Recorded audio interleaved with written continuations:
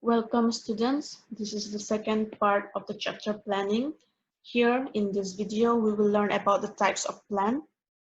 So let's look into it. So there are basically two types of plan. So a manager has to use various types of plan, and there are basically two types of plan. One is called the standing plan and the other one is called the single use plan. A standing plan is also known as repeat use plan because it can be used, it is used repeatedly in similar kind of situations. Examples are the objectives, strategies, policies, procedures, rules, and methods. And the other one is known as the single-use plan. It is known as the single-use plan because after every use of this plan have to be recreated. So programs and budgets are the types of single-use plans. So let's elaborate it. So every organization is set up to achieve some purpose, which are called its objectives. So objectives are the end result to be achieved by an organization. So it can be defined as the purpose or aims which an organization wants to achieve over different time period. All the activities of an organization and all the functions of management are directed towards the objectives. The process of planning begins with the setting up of objectives. Some of the features of objectives are: the first one, multiple in nature. So objectives are needed in all areas of business, as the survival of the business depend on the objectives of the organization. So there can be multiple objectives rather than a single objective, such as survival, profit, growth, success, service to the society, and etc. Next, objectives at different levels of an organization form a hierarchy or end means chain.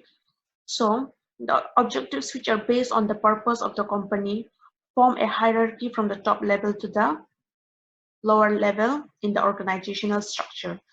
The example, the organization objectives may be to earn certain return on investment, and these objectives of the organization may generate objectives to the other department, then to sections, and then to individuals. Objectives may be long-term and short-term. So the objectives of the organization may be long-term, such as survival and growth, and it may be short-term, such as maximization of sales, product development, effective use of resources, etc. The objectives have priority. By this, it means that at a given point of time, the fulfillment of one objective may become more important than the other. For example, in the beginning, when a company is newly started, the survival of the organization may be more important than its growth. But this priority may change over a given period of time. The objectives at each lower level serve as a means for achieving the objectives at the next higher level. So the objectives are interdependent, and these objectives support each other so that they can be realized. Next is the strategies. So once we set our objectives, the action plan on how to achieve these objectives of the organization is known as the strategy. It is a design plan of an organization, desired destination, direction, and image. Next, we have the features. With the first feature, so strategy is generally long-term in nature. They are made for the long term, although it may have some short-term implications. Next, so it involves in finding out a wise and a good combination of human and other resources to achieve the objectives of the organization. So next, it is action-oriented, is more specific than objectives. So it provides guidelines to the organization to think and take action. Next, we have, it is generally formulated at the top level of management. Because of the importance of the strategy to the business concern, it is formulated by the top level of management. So its strategy depends on both the external and internal factors, which is not fixed. So it has to be adjusted with the change in the environment, change in the circumstances. So a strategy is flexible and dynamic. and it is formulated after understanding the environmental opportunities and threats, as well as the organizational strengths and weaknesses. So strategy is made after understanding the environmental opportunities and threats of a business, as well as the strength and weakness of the organization. Next, we have policies. So, a policy is a common statement that guide in making decisions. It is defined. It defines the boundaries within which decision can be made, and it also directs this decision in accomplishing the objectives of the organization. Next, we have the features of uh, policies. The first feature. So, a policy is a standing plan. It ensures the internal operation of the business is operating smoothly, and it can be applied every time to the problem that occur repeatedly, which is of similar nature.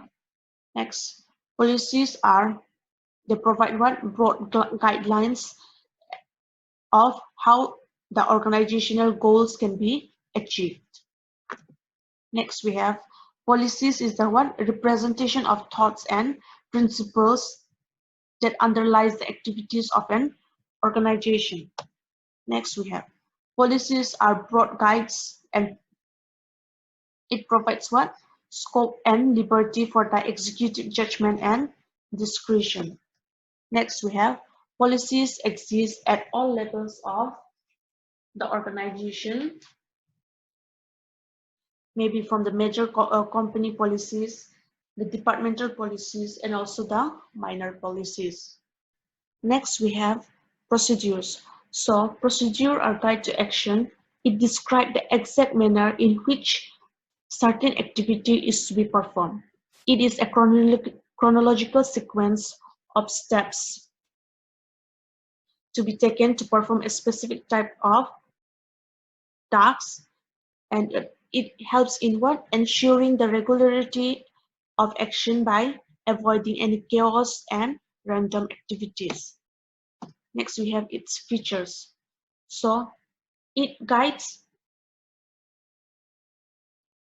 as a guide to action as it spells out the exact manner in which certain activities is to be carried out.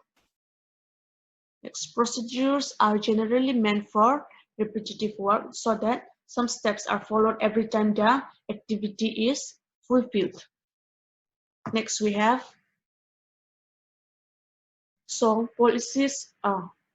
procedures are established keeping in mind the resources of the organization to keep up with the policies so that the objectives of the organization can be achieved.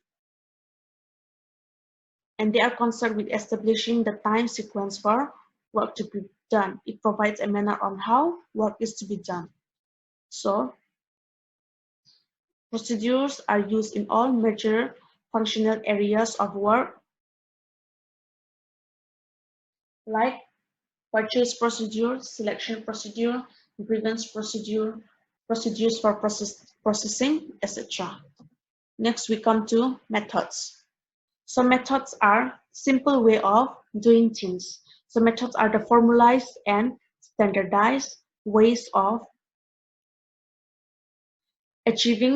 accomplishing repetitive and routine jobs in which a particular job is to be performed. They are designed so that the business operation are operated according to the plan and desired lines to prevent any confusion and to ensure economy and efficiency of operation. So next, the features. It provides the prescribed manner of performing a task. So it gives the order in which a certain kind of job can be performed. Next, we have it provides detailed and specific guidance for the day-to-day action.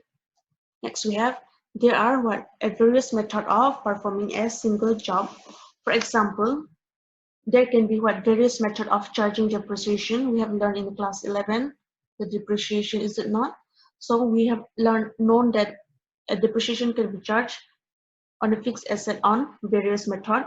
We can use the straight line method or the diminishing balancing method. So it provides what method for performing a single job. Various methods can be used for performing a single job. Next, it serves as a uniform norm to guide and control operation and performance. So it serves as a rule that guide and control the operations and performance.